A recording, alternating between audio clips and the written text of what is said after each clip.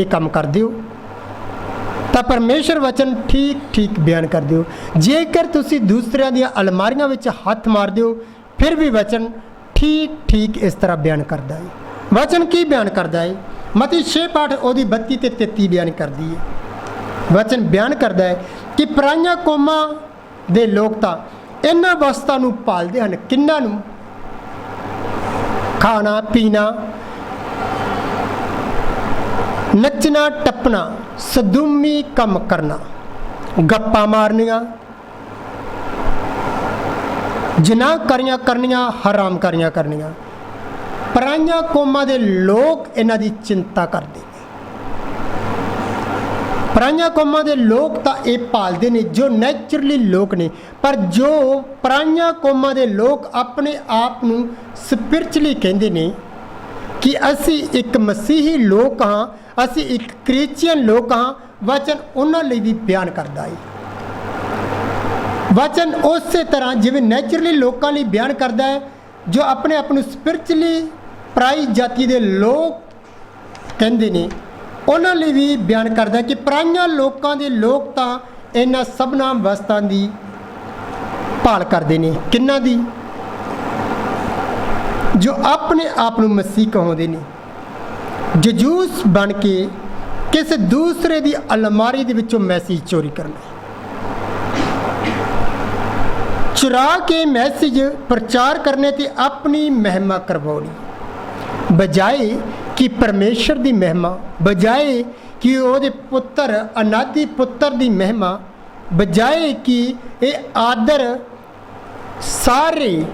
सारा आदर ਉਹਦੇ इस समय धरती उपर खड़े परमेश्वर के जन नूं जावे, तो फिर वो लोग पराई जाति के लोग किन्ना वस्तां नूं पालदे ने, और जही चीज़ नूं पालदे ने, शो अप करते हैं कि सारा आदर वड़ियाई और महिमा मैनू ही जावे,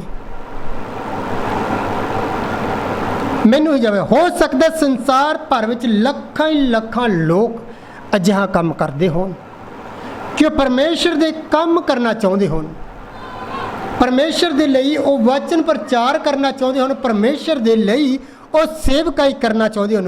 हो सकता है कि वो संसेर होण, हो सकता है कि वो भाई ब्रानम दे वांगू वचन प्रचार करके चर्च का कोई काम करके कई जाना नूं जित के भाई ब्रानम दे वांगू उन्हां दी अगवाई परमेश्वर दे वल करना चाहते होण। हो सकता है कि लखां ही लोग इस धरती के उपर होण, अजिहे आदमी होण जिन्हां दे अंदर ये होवे, वो संसेर होण ते वचन दे लई कुछ करना चाहते होण, पर वो मैसेज नूं हासिल करना चाहते नहीं, वो प्रचार करना चाहते नहीं, पर वो जजूस बन के मैसेजां नूं चोरी करना चाहते नहीं। भावें कि वो संसेर हो के भी मैसेजां नूं चोरी करके भी, और मैसेज प्रचार करके भी जाना नूं स्वर्ग राज दे वल्ले परमेश्वर दे वल्ले अगवाई करन, फिर भी अजिहे प्रचारक अजिहे लोग जदों अजिहा काम करते हैं वो वचन तो बाहर हो जाते हैं, क्योंकि वचन बयान करता है क्यों जो तुहाडा स्वर्गी पिता जानता है जो तुहानू इन्हां वस्तां दी लोड़ है, तुहानू इन्हां वस्तां दी लोड़ है। कि परमेश्वर नहीं जानता? परमेश्वर जानता है कि तुहानू एक चंगे चरवाहे की लोड़ है, परमेश्वर चंगी तरह जानता है कि तुहानू एक चंगे नबी की लोड़ है, तुहानू परमेश्वर जानता है कि मैसेजां की लोड़ है, तुहानू एक कलीसिया की लोड़ है, तो तुहानू कई जाना की लोड़ है जिन्हां दी तुसी अगवाई उस परमेश्वर दे वल्ले कर सको। परमेश्वर चंगी तरह जानता है कि परमेश्वर नहीं जानता कि तुहानू एक काम करन दे लई मेरी स्वर्गी बुद्ध दी, मेरी स्वर्गी समझ दी ते मेरी नेचा दी तुहानू लोड़ है। कि जेकर परमेश्वर नहीं जानता, परमेश्वर चंगी तरह जानता है कि तुहानू इन्हां चीज़ां दी लोड़ है, फिर अलमारियां फरोलन दा ते मैसी चराउण दा तां कोई सवाल ही पैदा नहीं हुंदा। परमेश्वर सब कुछ जानता है, पर तुसी पहला वचन बयान करता है, तुसी पहला ਉਹਦੇ ਰਾਜ ਤੇ ਉਹਦੇ ਧਰਮ ਨੂੰ ਪਾਲੋ ਤਾਂ ਜੋ ਤੁਹਾਨੂੰ ਇਹ ਸਾਰੀਆਂ ਵਸਤਾਂ ਦਿੱਤੀਆਂ ਜਾਣ। ਜੇਕਰ ਤੁਸੀਂ ਸੰਸੇਰ ਹੋ ਕੇ, ਹਲੀਮ ਹੋ ਕੇ, ਹੰਬਲ ਹੋ ਕੇ ਉਸ ਪਰਮੇਸ਼ਰ ਦੇ ਕੋਲੋਂ ਜੇਕਰ ਤੁਸੀਂ ਚਾਹੁੰਦੇ ਹੋ ਕਿ ਮੈਂ ਪ੍ਰਚਾਰ ਕਰਨਾ ਚਾਹੁੰਦਾ ਹਾਂ, परमेश्वर के कोलों मैसी लेना चाहते हो, तो तुहानू पहला खोजी बन के उस परमेश्वर के पुत्र अनादि पुत्र की खोज करनी पवेगी, जिस के राही परमेश्वर आप तुहानू ये मैसेज देवेगा। जेकर तुसी कहो कि मैं बहुत चलाकी दे नाल, मैं परमेश्वर का धन्यवाद करदा कि अज तक मेरे घर विच जिन्ने इत्थे भाई बैठे ने वो जाते ने मेरी बुक नूं वो हथ तक भी नहीं लाउंदे। शुक्र है, मैं धन्यवाद करदा कि अजिहे भाइयों के उपर वो अलमारियां वाला आत्मा नहीं है। जेकर तुसी कहो कि मैं बहुत चलाकी दे नाल, छल कपट दे नाल, धोखे दे नाल, हेरा फेरियां दे नाल अलमारियां दे विचों मैसी चुराउण दे करके ते लोकां विच फुट्टां ते बिदता पाउण दे करके वस्तां नूं हासिल कर लवांगा, किसी चीज़ नूं हासिल कर लवांगा, एक कदे भी नहीं होवेगा। क्योंकि वचन बयान करता है कि मनुख की सारी चाल उहदी निगाह विच शुद्ध हुंदी है, पर यहोवा कट कट नूं जांचदा है। चढ़ावे नालों धर्म अते न्याय करना यहोवा नूं चंगा लगदा है। देखो इत्थे वचन फिर बयान करता है, घमंडी अखां, हंकारी मन, दुष्टां दा दीवा पाप है। पहला मनुख दा आत्मा यहोवा दा दीवा है। कहावतां लिखण वाला फिर कहता कि घमंडी अखां ते हंकारी मन दुष्ट दा दीवा है। उस लूसीफर दा दीवा ये एक पाप है। कि तुसी ये लूसीफर दे स्पिरिट दा दीवा देख रहे हो? ये पाप है। जेकर तुसी परमेश्वर दे लिए कुछ करना चाहते हो तो सब तो पहला हलीम ते हंबल तुहानू होना पैना है। अपने आप नू सब तो नीवा करना पैना है। इन्हां बच्चों के वांगू जिस तरह असी अज छोटे बच्चे नू लिया, इस बच्चे के वांगू हलीम होना पैना है। यीशु मसीह ने अपने आप नू हलीम ते हंबल किया। देखो किवें वो रोमियां के पैरों में डिग्गा, किवें रोमी उन्हें अपने पैरों हेठ लताड़ रहे ने, किवें कुट रहे ने, उन्होंने मार रहे ने, किवें उन्हें खिंच रहे ने, पर उन्हें अपने आप नू, उस लेले ने अपने मूँह नू बंद करके ये साबित कर दिता कि वो एक अनादि पुत्र है। वो अनादि पुत्र है जिस दे राही सानू जीवन मिल जा रहा सी। पर दूसरे पासे देखो, यहूदा इन्ना समा चर्च विच बैठन के बावजूद भी, चिन्ह चमत्कार करने के बाद भी, यीशु मसीह दे नाल खाना खाण तो बाद भी, उहदे मैसेज सुन तो बाद भी, वो प्रधान जाजकां नूं यीशु नूं फड़ाउण दे लई चाड़ के ले आया, एक जजूस बन के कि इस समय यीशु इस जगह के उपर ठहरिया होया है। इस जगह ते मैं कहता कि यहूदा एक चोर ही नहीं, यहूदा लूसीफर का बच्चा ही नहीं, यहूदा एक जजूस भी सी, जिहड़ा प्रधान जाजकां दी मंडली नूं भेत लैके जजूस चाड़ के ले आया। आओ अस जजूस के नाल अज थोड़ा जिहा खोजी नूं देखते हाँ। खोजी नूं देखते हैं तुहानू अनादि नूं, उस यीशु मसीह नूं देखण दे लई खोजी बनना क्यों जरूरी है? सानू खोजी बनना क्यों जरूरी है? कोई भी हुण ये कह सकता है कि खोजी नबियां नूं क्या गया है, नबियां नूं कहा जाता है। फिर मैं कहता कि वचन बयान करता जेकर खोजी नबियां नूं बयान करता तो वचन बयान करता है तुसी भावें वड्डे लैवल उपर खोजी नहीं, वड्डे लैवल उत्ते तुसी नबी नहीं हो, तुसी छोटे लैवल ते नबी हो। वचन तुहानू अज फिर बयान करदा, जेकर तुसी वड्डे लैवल दे खोजी नहीं बन सकते तो तुसी छोटे लैवल दे खोजी बन सकते हो, उस अनादि परमेश्वर नू पाउण दे लई, उस पवित्र आत्मा नू पाउण दे लई, उस टोकन नू पाउण दे लई। कि जदों कि फिर जी जदों टोकन आवेगा कि इकल्ला वो नबी ही पावेगा,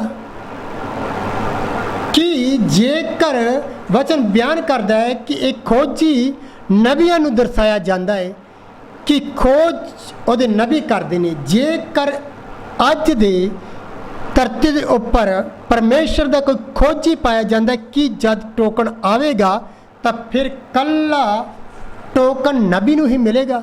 नहीं, टोकन कल्ला नबी नू मिलेगा, उन्हां लोकां नू भी मिलेगा जिहड़े लोग उस नबी दे वांगू किसी स्पिरिचुअल रियालम खेत्रां दे अंदर बने होणगे, जिस जिहड़े उस खोजी दे वांगू अज खोजी दे वांगू खोज करके उस आत्मिक खेत्रां दे रियालमां दे अंदर पहुँच चुके होणगे, उन्हां लोकां नू टोकन मिलेगा।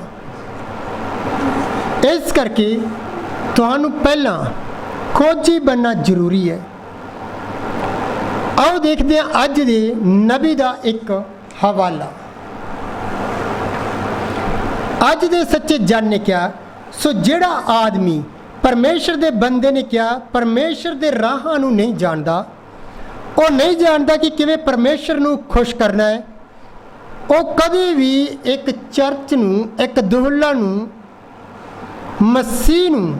मसीह दे अगे उन्हें पेश नहीं कर सकता। जिहड़ा परमेश्वर दे राहां नू नहीं जानता, किवें वो खुश नहीं जानता कि उन्होंने किवें खुश करना है, उस परमेश्वर नू किवें खुश करना है, तुहानू परमेश्वर दी ओहदी हजूरी नाल वाकफ होना पैना है। तुहानू पता होना चाहिए उन्होंने की पसंद है तो उन्होंने की पसंद नहीं है। तुहानू उहदे शब्दां दे नाल वाकफ होना पैना है, उहदे टेस्ट दे नाल, उहदी डिज़ायर दे नाल तुहानू वाकफ होना पैना है। उहदा टेस्ट किदां दा है, तुसी इन्हां गल्लां दे वाकफ जदों हुंदे हो तां अज दा नबी बोल रहा है। जदों तुसी अजिहियां गल्लां दे नाल वाकफ हुंदे हो तां तुसी मेरे भैन ते भराओ लोकां दी जान उन्हां दी अगवाई करन दे लई अगवाई परमेश्वर दे वल्ले कर सकदे हो। जदों तुसी उस अनादि पुत्र दे नाल वार्तालाप कर लेंदे हो। परमेश्वर दे अज दे सच्चे जन दे ये शब्द ने कि हंबल खोजा बनने दे लई सानू की कुछ करना पएगा, ना कि अलमारियां खोल के एक खोजा बनना, किसी नबी दे कोलों जाके अभिषेक अपने आप नू करवाउणा, पास्टर दा अहुदा लेना, चिन्ह चमत्कार करने, एक खोजा बनना नहीं।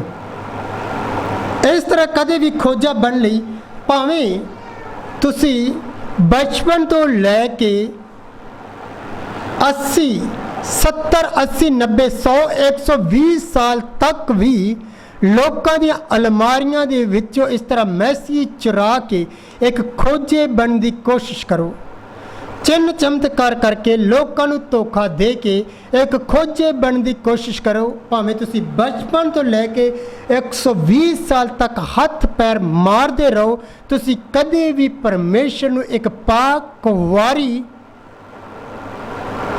अर्पण नहीं कर सकते, कदे भी कर नहीं सकते। आखिर विच आओ असीं खड़े हो जाते हैं। मैं एक सवाल करदा होया मैसेज दी इस अज दी मैसेज दी इस सीरीज दी फाउंडेशन रखदा होया, अज दा छोटा जिहा मैसेज ये फाउंडेशन रखदा होया समाप्त करदे हैं कि मसीह नू कुवारी दुल्हन पेश करन दे लई एक सच्चे खोजे की लोड़ है, जो अस्तर दे वांग राजे दे सन्मुख ਉਹਨੂੰ ਕਰ ਸਕੇ। ਕੀ ਫਿਰ ਅਦਨ ਦੇ ਬਾਗ ਤੋਂ ਲੈ ਕੇ, ਇਹ ਮੇਰਾ ਸਵਾਲ ਹੈ, ਕੀ ਫਿਰ ਅਦਨ ਦੇ ਬਾਗ ਤੋਂ ਲੈ ਕੇ ਮਲਾਕੀ ਤੱਕ ਕਈ ਸੱਚੇ ਖੋਜੇ ਇਸ ਧਰਤੀ ਉੱਪਰ ਆਏ, ਕਈ ਸੱਚੇ ਖੋਜੇ ਇਸ ਧਰਤੀ ਉੱਪਰੋਂ ਚਲੇ ਗਏ।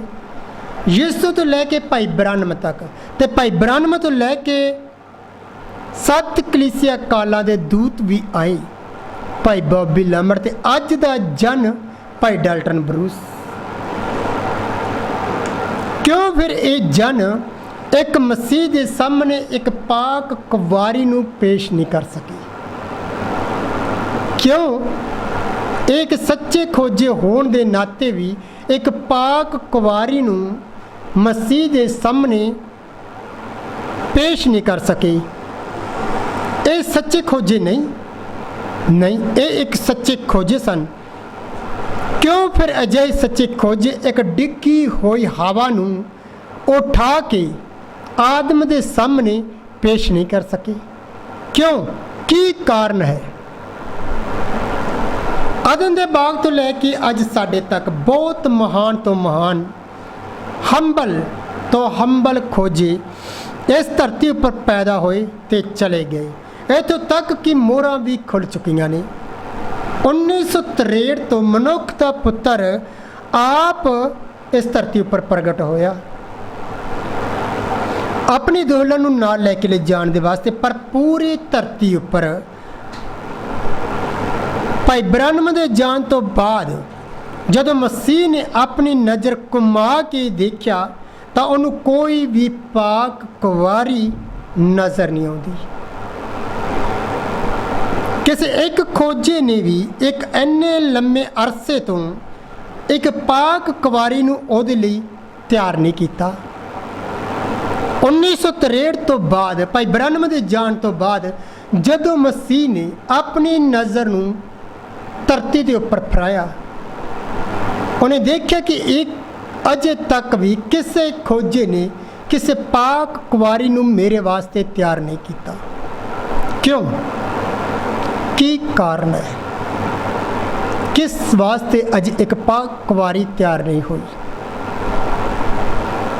ਜਾਂ ਫਿਰ ਤੁਸੀਂ ਕਹਿ ਲਓ ਕਿ ਅਜੇ ਐਸੋਰੇਸ਼ ਪਾਤਸ਼ਾਹ ਦੇ ਸਾਹਮਣੇ ਅਸਤਰ ਆਉਣ ਦੇ ਲਈ ਅਜੇ ਤਿਆਰ ਨਹੀਂ ਕੀਤੀ ਗਈ, ਜਾਂ ਅਸਤਰ ਨੇ ਆਪਣੇ ਆਪ ਨੂੰ ਪਾਤਸ਼ਾਹ ਦੇ ਸਨਮੁਖ ਕਰਨ ਦੇ ਲਈ ਆਪਣੇ ਆਪ ਨੂੰ ਤਿਆਰ ਨਹੀਂ ਕੀਤਾ।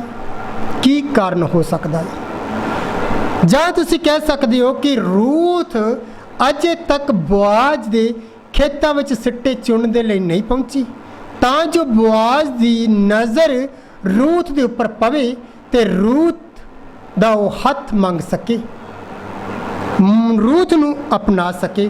ਧਰਤੀ ਉੱਪਰ ਇੰਨੇ ਖੋਜੇ ਆਉਣ ਤੋਂ ਬਾਅਦ ਵੀ ਅਜੇ ਵੀ ਕੋਈ ਪਾਕ ਕੁਵਾਰੀ ਮਸੀਹ ਨੂੰ ਨਜ਼ਰ ਨਾ ਆਵੇ। ਇਹਦਾ ਕੀ ਕਾਰਨ ਹੋ ਸਕਦਾ? ਅਸੀਂ ਦੇਖਾਂਗੇ ਕਿਸੇ ਆਉਣ ਵਾਲੇ ਦਿਨ ਦੇ ਵਿੱਚ,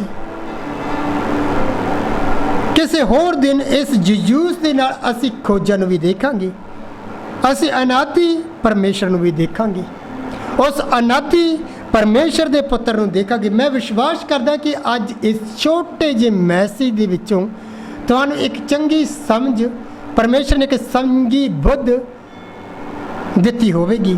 ਤੇ ਅਸੀਂ ਇਸੇ ਮੈਸੇਜ ਨੂੰ ਲੈ ਕੇ ਪਰਮੇਸ਼ਰ ਨੇ ਜਦੋਂ ਵੀ ਸਾਨੂੰ ਸਮਾਂ ਦਿੱਤਾ, ਅਸੀਂ ਡੂੰਘਾਈ ਦੇ ਅੰਦਰ ਜਾ ਕੇ ਅਸੀਂ ਦੇਖਾਂਗੇ ਕਿ ਇੱਕ ਪਾਕ ਕੁਵਾਰੀ ਨੂੰ ਅਜੇ ਤੱਕ ਖੋਜੇ ਕਿਉਂ ਨਹੀਂ ਤਿਆਰ ਕਰ ਸਕੇ, ਕਿਉਂ ਨਹੀਂ ਕਰ ਸਕੇ।